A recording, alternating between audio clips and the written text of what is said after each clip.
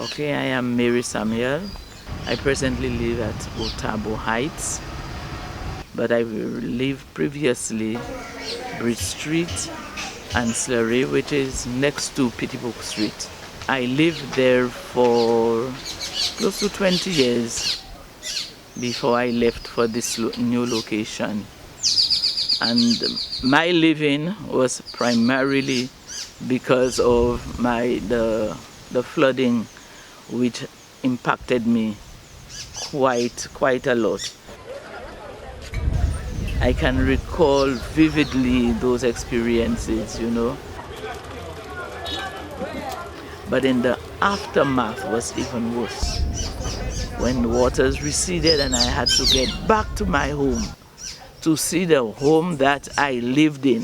It is through this window the children had to be taken out because we could not open doors. So the neighbors came in, friends, and then they took them one by one and swam out with them. The children were on their backs and swam out to the boat, and then we were taken to the Paris Center, I think it was. It was heartbreaking. I broke down. I was wondering whether I could begin all over again because it was just mud, debris all over, inside and out. The mud was about maybe 6 inches inside the house. Appliances, furniture, every corner was just mud.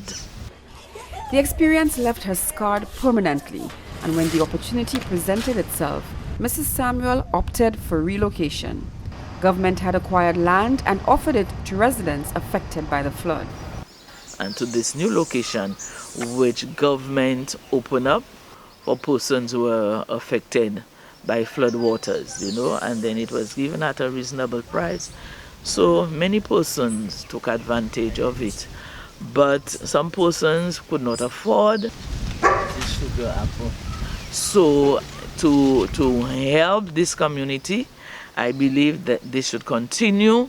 There should be more, the drainage, they should step up on the drainage, you know. And for me also, apart from the drainage, some persons still need to be relocated.